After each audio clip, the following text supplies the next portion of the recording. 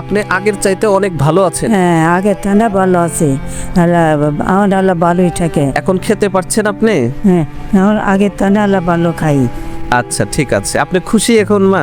হ্যাঁ হ্যাঁ, বুঝতে পারছি। সবার কাছে দোয়া চান? সবাই আমার দোয়া করেন, আমি যেন ভালো হই, আমি যেন বেঁচে থাকি, কতদিন বেঁচে থাকবো। দোয়া করেন, আপনারা দোয়া করেন। আলহামদুলিল্লাহ।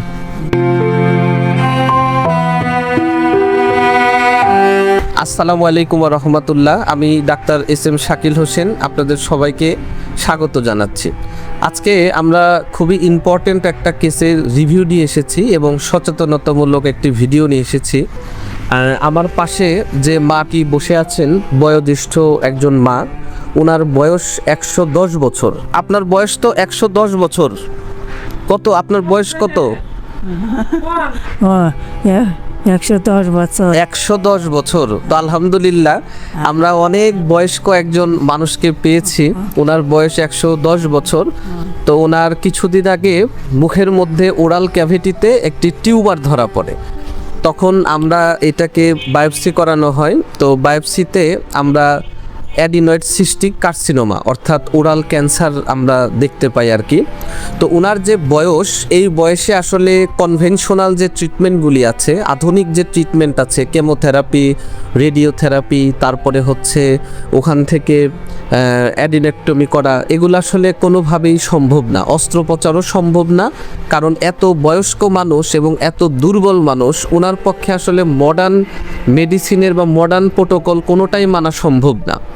তো পরে উনিরা আমার কাছে আসেন, আমরা হোমিওপ্যাথি ওনার লক্ষণ নিয়ে চিকিৎসা দিই।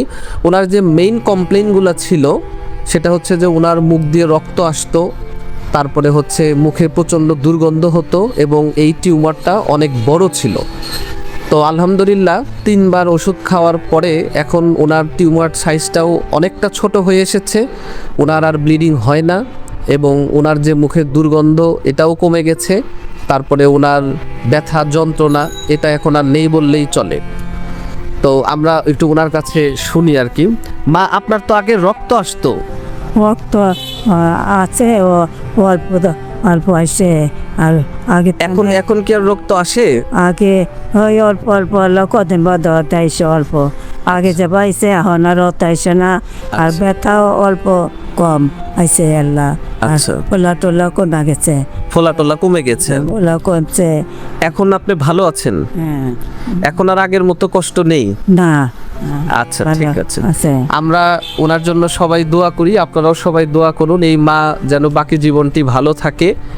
এবং উনি এখন ভালো আছেন আর আলহামদুলিল্লাহ অনেক ভালো আছেন। আমরা একটু আপনাদেরকে ওনার টিউমারটার বর্তমান পরিস্থিতি দেখাই। একটু মা একটু দেখান তো, আগে নিয়ে আসি। জি, একটু দেখান তো। হা করেন একটু মা, একটু হা করেন। হ্যাঁ, একটু দেখান। আর এই যে দেখেন, আগে এটা অনেক বড় ছিল, প্রায় 3 সেন্টিমিটারের মতো ছিল।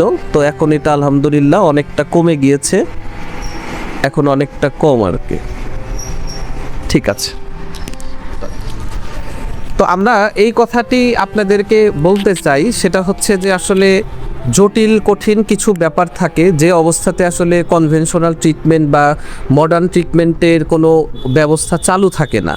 তো এই অবস্থাতে কিন্তু আসলে হোমিওপ্যাথির দ্বার সবসময় খোলা। এরকম জটিল কঠিন কেসগুলোতেও কিন্তু আলহামদুলিল্লাহ আমাদের হোমিওপ্যাথিতে খুব সফলতার সাথে আমরা চিকিৎসা করি। তো সবার সুস্বাস্থ্য কামনা করছি। আপনারা সবাই ভালো থাকুন, আমাদের জন্য দোয়া করুন, আমরা যাতে মানুষের কল্যাণে কাজ করে যেতে পারি। এখন তো মা আপনি আগের চাইতে অনেক ভালো আছেন? হ্যাঁ, আগের ঠান্ডা ভালো আছে। আমার আল্লাহ ভালোই থাকে। এখন খেতে পারছেন আপনি? হ্যাঁ, আমার আগের ঠান্ডা আল্লাহ ভালো খাই। আচ্ছা, ঠিক আছে। আপনি খুশি এখন মা? হ্যাঁ হ্যাঁ, বুঝতে পারছি। সবার কাছে দোয়া চান? সবাই আমার দোয়া করেন, আমি যেন ভালো হই, আমি যেন বেঁচে থাকি, কতদিন বেঁচে থাকবো। দোয়া করেন, আপনারা দোয়া করেন। আলহামদুলিল্লাহ। ঠিক আছে। আসসালামু আলাইকুম ওয়া রাহমাতুল্লাহ।